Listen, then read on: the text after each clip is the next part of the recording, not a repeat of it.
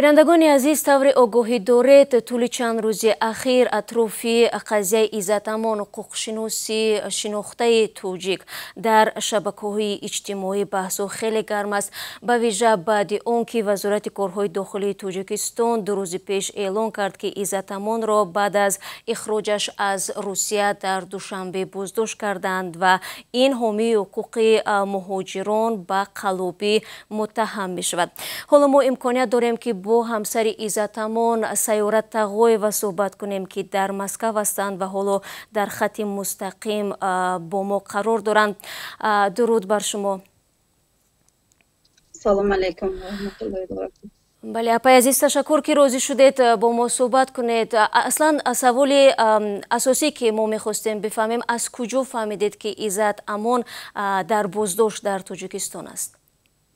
با ما خبر دادن که در رسانه همین کارهای داخلی اعلام کردیم که عزتمند بازداشت شده است و به حبس گرفته شده است.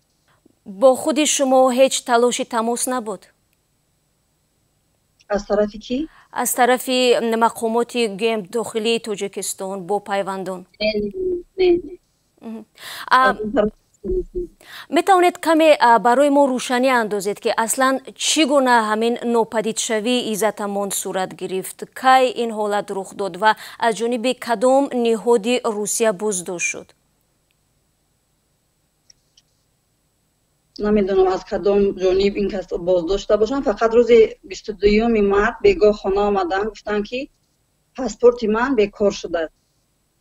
ممکن است که مرا گرفته روی کنند تاجیکستان، چون که همین چند بار همین خیلی وای میکردن که تو رو میبرن همین تهدیدات شنیدگی بودیم. راستیگه همین روز 22 همین خیلی گفتم من باید برآمده روم. روز 25 فهمیدیم که این کسا بازداشت کردیم. نمیدونم از کجا، از طرف کی، اینش به من نامعلوم. خب خودی همین موضوع بیکار کردن شهروندی از کجا پیدا شد؟ کی پیدا شد؟ چی سبب پیش آوردن که بیکار کنند این شهروندی رو؟ این نمیدونم از کجا پیدا شده باشد. گویا که این غیر قانونی گرفته باشند. در آن وقتی که از سال 1996 شوهر من این پاسپورت گرفتگی بودن. نمیدونم از کدام طرف این گویا که این غیر قانونی پاسپورت گرفته باشن این کس. برای همین بیکار کرده شده. خودش نیز به شما گفته بود همین چیزا نه؟ بله گفتن که همین خیلی شدگی. برای او چی شهر دادند؟ نگفت که وقتی دعوت شده است، کی دعوت شده است؟ با او کی این خبر را رسوند که از شهروندیش محروم شد؟ هیچ کس هیچ کجا دعوت نکردگی. این فقط که همین پراویر که میکردن پاسپورت، چون که پاسپورت در کدام حالت باشه گفته همین خیلی پراویر که میکنن که اونجا آمدگی همون و که همین خیلی پاسپورت دانی تکلیف پاسپورتی انیل روانی. خود شما پراویر کردگی نه، یگان کسی یگان چه گفتگی نه که تو همین خیلی کردگی پاسپورت تو همون بیکار کردگی، این کس تا گفتگی نیستن. خود شما نیز شهروندی روسیه رو دارید همراه فرزندانتان یا خیر؟ از شما چه گونه از وضعیت؟ از شما بیکار نکردند؟ از ما هیچ نه. از من هم پراویر که کردم گفتن نه، از تو حاضرش در نرمانیه. تا جای ما آگاه شدیم چند روز پیش به منزل شما نیز آمدند کارمندان مقامات حفظی حقوق. سبب آمدنشون چی بود؟ با شما صحبت کردند؟ بله آمدن. بله من رفته زایلین نیستگی بودم شعبه میلیساده که شوهرم گم شدگی، یگان خط خبر نیست. برای همین ولی آمدن خونه من. خطی من کم در مسئولیت کردم، صحبت کردم، پرسیدن چه خیل و چی کار میکردن اون کس در روسیه، چه خیل چی کار مشغول بودن، همین پرسیدن. تمام یگان خیلی گپی دیگر نبود. اونا اعتراف کردن که شهروندی عزتمند بیکار شده است؟ بله کردم. اگر برگردیم به صحنه 5 روز پیش، مثلا کی آخرین بار خود عزتمند با شما تماس گرفته بود و مثلا صبح از خانه برآمد، بعد کی برآمد و کی برای شما اولین شده خبر داد که عزتمند در بازداشت است؟ آخرین بار روز 25 ساعتی تقریبا ساعت‌های 1 نصف روز بوده. من در نوشتم که نه پنج موزیرش در گفتانو تمام من آخران بار با مردکم همین خیلی نوشته وای کردیم. این خیلی بعد ساعت‌های 5 همون بگو بچه ها کدام بچه زنگ زد که نمیدونم کدامش بود که اکاما کپیدیم. همین خیلی همین گپه هم نفهموندن دیگه نمیدونم که چی خیلی بعد خیلی من همین سر و صداها همه بعد در همین کانال های یوتیوب بعد فهمیدم. یعنی باری آخر وقتی که با شما تماس گرفت در مرکزی توجیکون بود یا در کجا بود؟ باری آخر وقتی که تماس گرفتگی بود ای خانه برآمده رفتنشون در ما دیده بودیم شون. من روزی 22 دیدگیم شوهرم.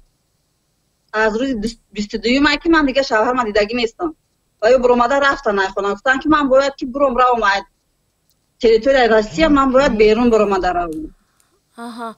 یعنی همون گونه که ما میدونیم چند روز پیش یعنی بعد از اون که نوپدید شد عزت امان و معلوم نبود در کجا بود در کجا قرار دارد ویدیوی او نشر شد یعنی ویدیویی که معلوم است قبلا ثبت شده است و در زیر نوار نوشته شده است که ویدیو 23 مارس ثبت شده است یعنی معلوم می شود که او خبر داشت که شاید کدام خطری برای او تهدید میکند و با شما در این باره صحبت میکرد یا نه که از کی بیم دارد و چرا بیم دارد؟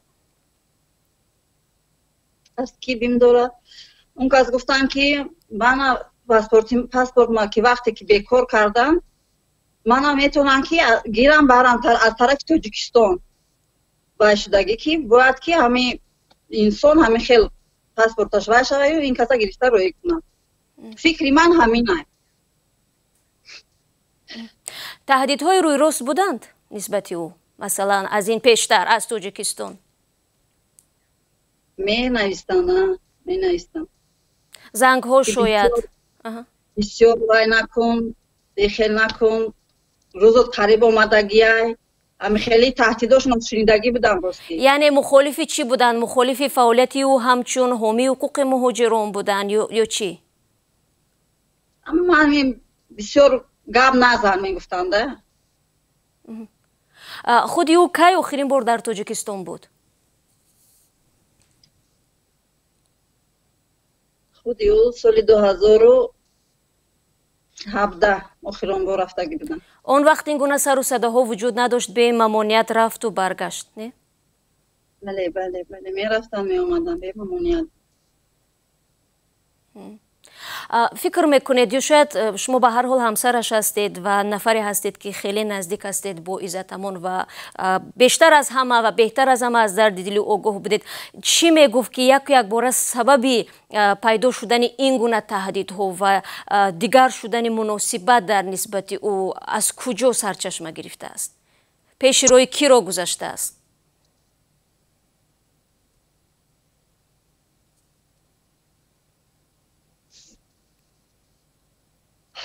همه خیلی درستیگه بسیار در این باره من کتی هم صحبتی نمی کردم نمیخواستن که من از دیخ کنن هیچ گبنی هم مشغول میشم من خودم میفهمیدم که همه خیلی کرول وشدگی لیکن ویو میگفتن که نه هیچ گبنی هم مخبوب هم تنج میشد انشالله همش نرد میریم خونه میریم پیش فرزندو میریم پیش پدر و مادر میریم گفتم مرا دل برداری میکنن لیکن خود شما هراس داشتید؟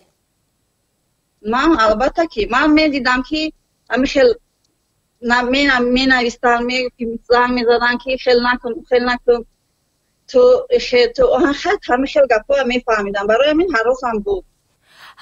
پیشنهادی کمک شده است برای شما از جانب یگان نفر در این من با یگان خوش نیستم من با هیچی هم موزیرش دارم من فقط که من اقلم فهمم که کجا دنم اون کس کجا دن در چی وضعیت باشن اون کس همین قشم من موزیده فهمم.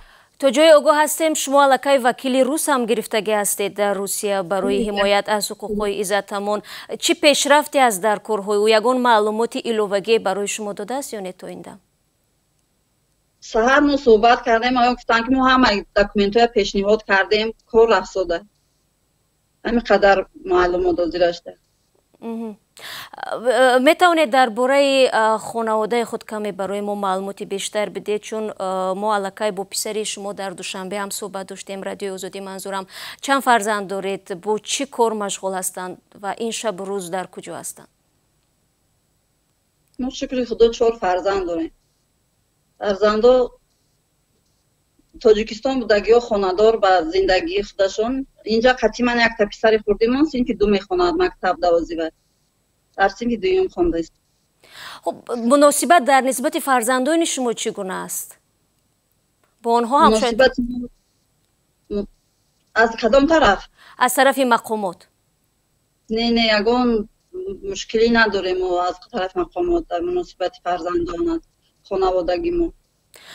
خب شما چیکار کردن میخواهید؟ یگان جا مراجعت کردید و عموما چی فعالیت دارید حالا در نسبت شاید پیدا کردن عزت امان یا کمک کردن به او؟ یگان جا عریضه دادید؟ عریضه البته رفتم شعبه پلیس در عریضه دادگی. خراب انا ادوکاتا کار کردن همین کوشش کردیم اقلا کجا بودنشون پیدا شود. نمیدونم برای چی مقامات وقتی که در سامانه‌هاشون وای شد نشد که در دوشنبه میروم پسرم میره جواب عمیق نمیتین، نیست خیلی معلومات نیست، خیلی آدم نیست. حیران میشم این چی معما، این چی کلابه سرنگون. خود شما چی پیش بینی میکنید؟ مثلا این قضیه رو چگونه میبینید؟ آزاد میشود نمیشود یا در نسبتش؟ نمیدونم. فقط من از تکیه به خدا تمام. نمیدونم دیگه چی بود. باز یگان فعالیت دیگر داشت، کار داشت، تجارت داشت؟ چون متهم میکنن که او همچون خلاب از پول گرفته است و نداده است. واقعا محتاج همین پول ها بود؟ نه البته داشتن ولی چیز ساختمانی وای کرده بودن که همین کارا روش چکالانتر کنیم که دیگه همین کارمون پیشتر رفتن گیره باشه. همین بیزنسی ساختمان ده. خود شما نسبت اون عیب‌نامه هایی که در مقابل عزت امان گذاشته شده است و علاقه میگن چند نفر از بالای او شکایت کرده است چی نظر دارید؟ این همه دروغ، این همه بافته ساخته شدگی، این همه سپکتاکل هایی.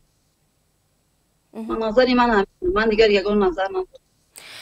تشکر زیاد که بار دیگر میگم شما فرصت خود را برای صحبت با رادیو آزادی جدا کردید. امید میبندیم که به زودی این قضیه روشن می شود. بینندگان عزیز یادآور میشم که در صحبت با ما قرار داشتند همسر عزت امان امی حقوق مهاجران تاجیک در روسیه سیورم تقویبه.